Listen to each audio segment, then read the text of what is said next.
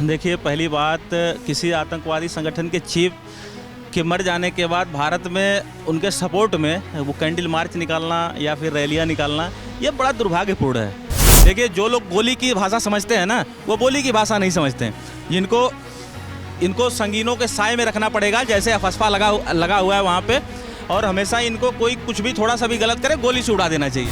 कि जो कानून की हद में रह के काम नहीं करना चाहते, कानून तोड़ते हैं, जो लोग आतंकवादियों का सपोर्ट करते हैं, उनके ऊपर भी वही धाराएं लगानी चाहिए जो आतंकियों के ऊपर लगती है। कि अगर आज भारत में आप बताइए, हमारे भारत को तोड़ने वाले अगर आतंकी हैं तो वो आतंकी मारे जाएं। मतलब कश्मीर में हिजबुल बनाओगे या हिंदुस्तान को हिंदुस्तान रहने दोगे? मुझको जितनी खुशी उस आतंकवादी मरने पर हुआ है, अब आज मैं दिवाली मनाऊंगा 1 महीना पहले।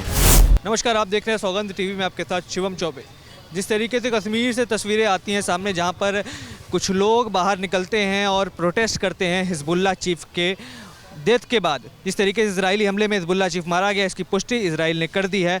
अब वो दौर याद आ जाता है जब बुरहान वानी के लिए नमाज जनाजा में लाखों लोगों की भीड़ लगी थी। उसी तरह कहीं ना कहीं कश्मीर में दोबारा से हिजबुल्लाह चीफ के मारे जाने के बाद एक भीड़ उमड़ कर आती है और विरोध दर्ज कराती है। अब जनता से राय लेंगे। 370 हटने के बाद जिस तरीके से माना जा रहा था, माहौल बदल गया है। बात की जा रही थी कश्मीरी पंडितों को वापस बसाने की वैली के अंदर। अब इस तरीके का माहौल रहेगा तो कश्मीरी पंडित कहाँ से जा पाएंगे, सेफ कैसे फील करेंगे?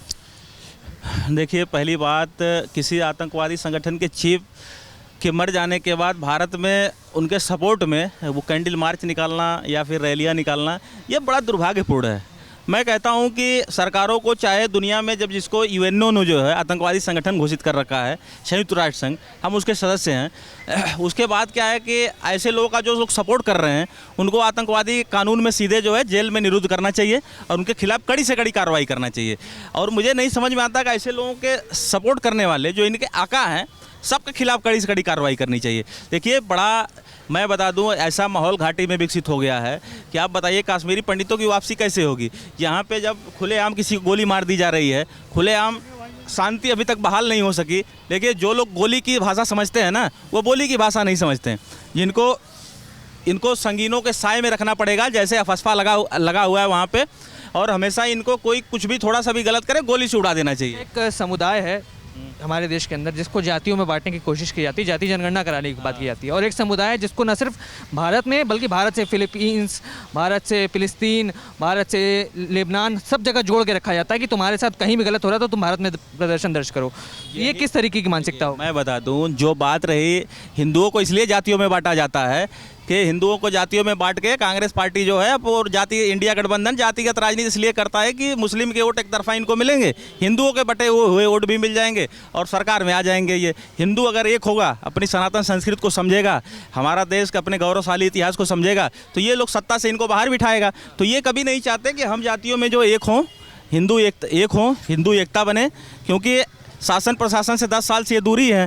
तो ये लोग किन प्रकार चाहते हैं किसी तरीके से सत्ता में वापस आ जाए और इन जिहादी मानसिकता के लोगों को, आतंकवादी मानसिकता के लोगों को ये लोग जो आगे बढ़ाएं, क्योंकि भारत देश आगे बढ़े, समृद्धशाली बने, ये लोग कुछ देश विरोधी ताकतें नहीं चाहती जो है। अच्छा, क्यों ऐसा माहौल बनता है? जब एक समय देखा जाता है कि बांग्लादेश में हिंदू मारा जाता है तो कहीं ना कहीं हिंदू हमारे देश में आवाज़ तो उठाते हैं, पर इस तरीके से मुखर रूप से नहीं उठ पाती।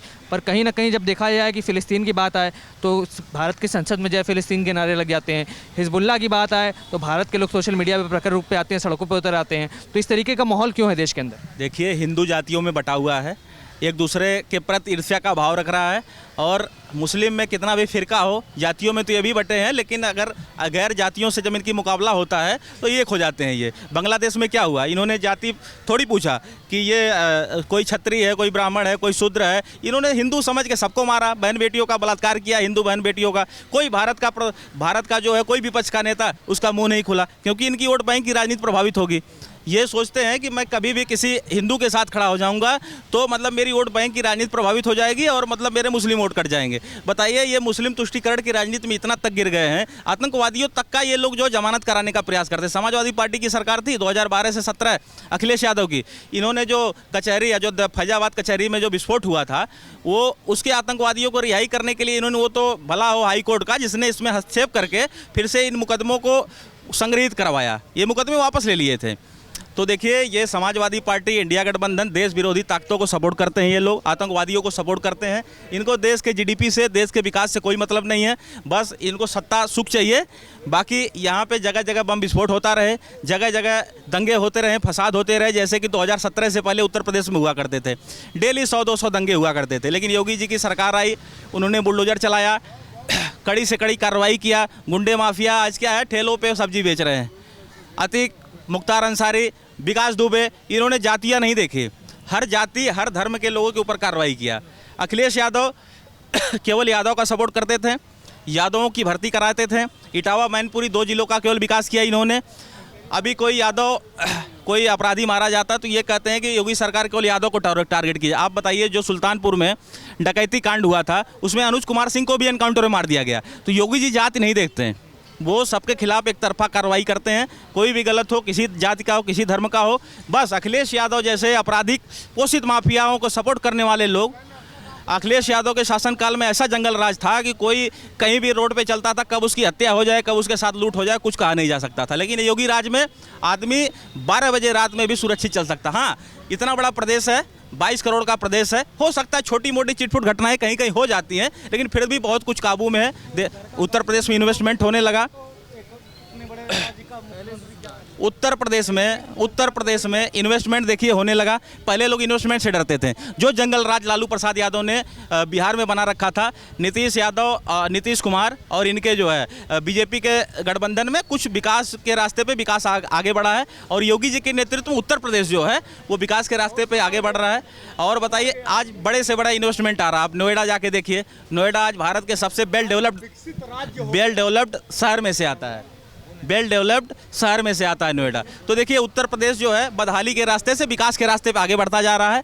तो ये माफिया प्रदेश से आज विकास प्रदेश बन गया उत्तर प्रदेश। तो योगी जी के कार्य, मैं तो योगी जी को सोचता हूँ 2027 में फिर से जो है पूर्ण बहुमत से यहाँ पे आए और 2029 में योगी जी जो है, माननीय योगी जी प्रधानमंत्री बने, क्योंकि इनको पूरे देश में योगी जी की आवश्यकता है, केवल उत्तर प्रदेश में नहीं। योगी जी जैसे लोगों की पूरे देश में आवश्यकता है इस टाइम पे।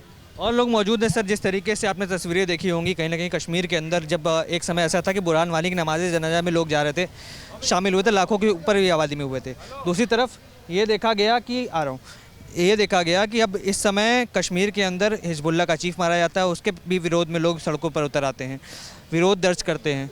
क्या लगता है, देश विरोधी ताकतें हैं जो आतंकवादियों का समर्थन कर रही हैं, उनके साथ क्या हश्र होना चाहिए और आज भी इस देश में ऐसी हरकतें क्यों हो रही हैं? मैं तो इस देश का नागरिक होने के नाते सिर्फ इतना कहूँगा कि जो कानून की हद में रह के काम नहीं करना चाहते, कानून तोड़ते हैं जो लोग आतंकवादियों का सपोर्ट करते हैं, उनके ऊपर भी वही धाराएं लगानी चाहिए जो आतंकियों के ऊपर लगती है। और ऐसा जिस दिन होगा उसी दिन ये कंट्रोल में आएगा, नहीं तो कंट्रोल में नहीं आएगा। ये चाहे बुरहान वानी का सपोर्ट हो, अफजल गुरु का सपोर्ट हो, या आज जो वहाँ हुआ है हिजबुल्लाह का, उसका सपोर्ट हो, कैंडल मार्च हो, ऐसे ही चलता रहेगा। और मैं तो यही कहूँगा कि थोड़ा सा इस पर जो है नज़र रखनी चाहिए कानून व्यवस्था को, बस इतना ही कहना है। और लोग मौजूद है। सर, क्या लग रहा है, किस तरीके का माहौल बन रहा है देश के अंदर, जब एक तरफ हम बात करते हैं अमन शांति की, दूसरी तरफ आतंकवादियों का समर्थन किया जाता है, उनके मरने के बाद विरोध में भारत में कहीं ना कहीं रैलियां निकाली जा रही, उनके समर्थन में कहा जा रहा है कि हर घर से निकलेगा ऐसे लोग, हर घर से क्या आतंकवादी निकलना चाहिए भारत के अंदर? देखिए सर, हमारा ये सीधा कहना है कि अगर आज भारत में आप बताइए, हमारे भारत को तोड़ने वाले अगर आतंकी हैं तो वो आतंकी मारे जाएं, चाहे वो भारत के हैं, चाहे पाकिस्तान के हैं, चाहे जहाँ मर्जी वहाँ के हैं। ठीक है, आज योगी जी ने, आप मुझे बताओ कि यूपी के अंदर जो दहशत फैली है, दहशत ही एक समझ लो कि एक डर है कि लोग बाग डर के मारे गलत काम करना चाहते नहीं कर रहे हैं कि चलो अगर मैं करूँगा तो मेरे परिवार के ऊपर टूटेगी उस चीज़ को। लोगों का बुलडोजर से घर गिरवाया जा रहा है, उनको पकड़ा जा रहा है, जो भी है। ठीक है, आज उनको एक डर, भय एक अलग सा है कि नहीं कि हम ये ऐसे करेंगे तो हमारे परिवार भी परेशान होगा, मैं भी होऊंगा। ठीक है, बिल्कुल सही हो रहा है और योगी जी बड़ा अच्छा काम कर रहे हैं यूपी के अंदर। और दिल्ली की रही बात, तो दिल्ली की बात आप कर रहे हो तो आप ये देखो कि केजरीवाल साहब आज तक, मैं दिल्ली की बात कर रहा हूँ, दिल्ली में रह रहा हूँ, दिल्ली की बात करने आया हूँ आपसे, मैं दिल्ली की बात कर रहा हूँ आपसे कि आज दिल्ली के अंदर आप मुझे बताओ, केजरीवाल साहब गए जेल। ठीक है, अगर आप गलत नहीं होते तो आप जब जेल जा रहे, आज तक इतिहास उठा के देखो कि किसी ने जेल से आने के बाद इस्तीफा तो नहीं दिया है, कुर्सी तो नहीं छोड़ी है। केजरीवाल साहब जाने के बाद आके अपना इस्तीफा दिए। क्यों दिए? क्योंकि उनको पता था कि सुप्रीम कोर्ट ने उनका पर कतर दिया, ठीक, पर इसलिए कतरा कि न तो वो ऑफिस जा सकते हैं, न तो फाइल पे साइन कर सकते हैं, ना वो संसद भवन में राज्यसभा में बैठ सकते हैं, ठीक है। अब आप इस चीज़ को देखो कि अगला जो है वहाँ से आके तुम रिजाइन मारे हो, इसके पहले अगर मारते तो वो बेटर था, ठीक है। जिस तरीके से देखा आपने जनता की राय इस तमाम मुद्दे को लेकर, अब आप क्या विचार रखते हैं आप हमें कमेंट्स करके बताइए, और तमाम ऐसी खबरों के लिए हमारे साथ बने रहें। देख रहे हैं सौगंध टीवी। धन्यवाद। क्या लग रहा है सर, जिस तरीके से तस्वीरें सामने आ रही है कश्मीर के अंदर से, कहीं ना कहीं जब बात की जाती है आतंकवाद को ख़त्म करने की, बात की जाती है कश्मीरी पंडितों को वापस वैली भेजने की, दूसरी तरफ जब ऐसी तस्वीरें सामने आती हैं जब आतंकवादियों के समर्थन में लोग सड़क पर उतर आते हैं, तो कितना सेफ है अभी कश्मीर 370 हटने के बाद? क्या बदलाव देखने को मिल रहा है? जब आतंकवादी समर्थन नहीं करना है तो पहले वाला ही था। अब एक सबसे बड़ी बात है, जैसा कि वहाँ पे कुछ लोगों को वर्गलाया जा रहा है, जैसे 370 हटी है उसके बाद कहते हैं वापस लाएंगे, मतलब ये वही माहौल बनाना चाह रहे हैं शायद। और हमारे देश के अंदर हिजबुल जो जिसको मारा गया है उसके पक्ष में नारे लग रहे हैं, रैलियाँ निकल रही हैं। इसका क्या मतलब है? जैसे वो था अफजल हम शर्मिंदा हैं तेरे कातिल जिंदा हैं, अब ये होगा कि हर घर से हिजबुल निकलेगा। मतलब कश्मीर में हिजबुल बनाओगे या हिंदुस्तान को हिंदुस्तान रहने दोगे? बताइए आप। तो क्यों लोग ऐसे नारे लगा रहे हैं? कहीं ना कहीं बात की जाती है कि कश्मीर का मुसलमान अब समझ गया इस चीज़ को, अब लाइन पे आ रहा है, वापस आ रहा है। समझा है, लेकिन कुछ लोग असामाजिक तत्व, मैं नाम भी ले दूंगा, कोई टेंशन नहीं है, जैसे कि राहुल गांधी हमारे, उनको सपोर्ट करते हैं, 370 का विरोध करते हैं हटने का। क्यों भाई, क्या दिक्कत है तुम्हें? पत्थरबाजी बंद हो गई, वो तुम्हें हजम नहीं हो रही। सैनिकों के ऊपर पत्थर चलते थे, वो तुम्हें हजम नहीं हो रहे, क्या वो बंद हो गए? आप चाहते क्या हो देश में? सिर्फ आतंकवाद फैलाना? अगर देश का एक नेता, ठीक है, वो अपना केंद्र में नहीं है, किसी राज्य में नहीं है, लेकिन नेता तो है एक बड़ी पार्टी का, वही ऐसी बातें करेगा तो फिर बाकी लोग क्या करेंगे? बताइए आप। ये कुछ नहीं है, लोगों की मानसिकता बदलने का काम करते हैं राहुल गांधी हमारे। राहुल गांधी क्या, टोटल विपक्ष। कश्मीर का माहौल आप देख रहे हैं किस तरीके से हिजबुल्लाह चीफ के मारे जाने के बाद हमारे देश में कुछ लोग कैंडल मार्च निकाल रहे हैं, हाय तौबा मचा रहे हैं और कह रहे हैं कि हर घर से निकलेगा, शहीद तक बता दिया जा रहा है। किस तरीके से देखेंगे जब कश्मीर के ऐसे हालात हैं इस समय, तो कश्मीरी पंडित वापस जा पाएंगे क्या ऐसे हालातों में वैली में? देखिए, मैं कश्मीर को तो बहुत बाद में कहूँगा, पहले आप उत्तर प्रदेश को देख लो, क्योंकि मैं उत्तर प्रदेश का हूँ। मुझको जितनी खुशी उस आतंकवादी मरने पर हुआ है, अब आज मैं दिवाली मनाऊंगा 1 महीना पहले, हाँ, उतना ही थोड़ा सा कष्ट मुझको उत्तर प्रदेश से हुआ है। कैसा मैं रहने वाला हूँ। कैसा दुख? जो लखनऊ हमारे उत्तर प्रदेश की राजधानी है, वहाँ भी कुछ पाकिस्तान के भाई रह रहे हैं, वहाँ भी कैंडल जलाया गया है। तो कितनी शर्मनाक बात है, ये सोचो आप। अब कहाँ छुपे हैं राहुल गांधी जी? हाँ, मतलब एक आतंकवादी को ही शरण दे रहे थे, उनके रहनुमा थे, तो इनका रहनुमा ही अभी एक बिट्टू शायद नाम है, सरदार जी ने कहा था कि राहुल गांधी आतंकवादी है, तो उसने बहुत सत्य कहा था। आज ये दूध का दूध पानी का पानी जनता के सामने आ गया है कि हाँ, राहुल खान पप्पू उर्फ टिकैत उर्फ टफी, ये जो है ऐसे ही था। पर क्यों इस तरीके के नारे लग रहे हैं? कहीं ना कहीं देश के अंदर एक ऐसा माहौल बनाया जा रहा है, जब हिंदुओं के साथ दुर्व्यवहार हुआ बांग्लादेश में तो इतनी प्रखर आवाज़ें नहीं उठी जितनी हमारे देश से ना कोई मतलब ना कोई लेना देना। हिजबुल्लाह का चीफ इजराइल ने मारा, देश हमारे में। अरे कश्मीर की बात मैं आपको बता रहा हूँ, देखो किसी का भाई जब मारा जाएगा ना तो बहन को ज़रूर कष्ट होगा। वहाँ महबूबा मुफ्ती को बहुत ही ज़्यादा दुख हुआ है, हाँ, उतना या तो राहुल खान को हुआ है और या तो इनको हुआ है, सबसे ज़्यादा कष्ट हुआ है। उन्होंने एक दिन का अपना नुकसान कर लिया, हाँ। दूसरी चीज़, एक आतंकवादी की बहन हो गई है, वो उसने साबित कर दिया। अब क्या कहना है? पब्लिक इतनी बेवकूफ़ नहीं है, सब समझ जाएंगे। जब अब आतंकवादी की बहन हो गई हो तो कैसी सोच रहेगी उसकी। अब उसको एक बात ये सोचो आप, राहुल गांधी ही कह रहे थे कि अभी अगर हम आएंगे कश्मीर में तो 370 को वापस लाएंगे, मतलब ये दोबारा 370 ले आएंगे, है ना। तो क्या अंजाम होगा आप सोच लो कि जब एक आतंकवादी की बहन तो आतंकवादी का करा देंगे।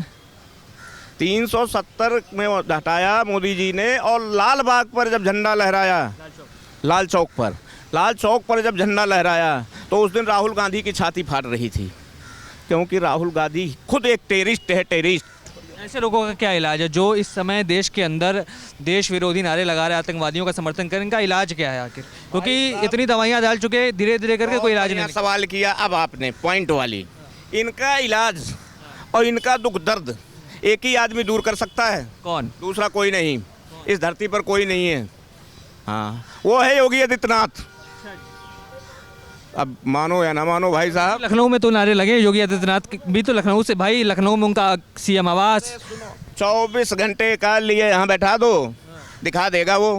हाँ, अरे मैं 24 घंटे के लिए ये जितने आतंकवाद की भाषा बोलने वाले हैं ना ये पाकिस्तान और बांग्लादेश में नजर आए तो जो कहना सो। भागने पे रास्ता नहीं मिलेगा। शेख हसीना तो भाग भी आई, लेकिन इनको भागने भी नहीं देंगे हम। हाँ, यहाँ तक मैं कह रहा हूँ, बता रहा हूँ आपको कि राहुल गांधी का मैं यमराज तक पीछा करूँगा और पटापट पीछे से लगाता रहूँगा। कहाँ भाग रहा है तू? बहुत आतंकवाद पाला था, वो योगी आदित्यनाथ इनका जवाब देगा। चलिए और लोगों से बात करते हैं। जिस तरीके से यहाँ जनता का रिएक्शन मिल रहा है कि हिजबुल का चीफ मारा जाता है, भारत के अंदर कहीं ना कहीं इस तरीके का माहौल बना दिया जाता है जहाँ पर नहीं बोलेंगे। जानकारी है कि नहीं इसके बारे में? जानकारी है नहीं, बताइए। चलिए सर, आप क्या है सवाल आज का? हिजबुल्लाह का चीफ मारा गया ना कश्मीर में, वहाँ पर हाय तौबा मचाया जा रहा है। चलो, हिजबुल्लाह। आप देख रहे हैं सौगंध टीवी, सौगंध वतन की।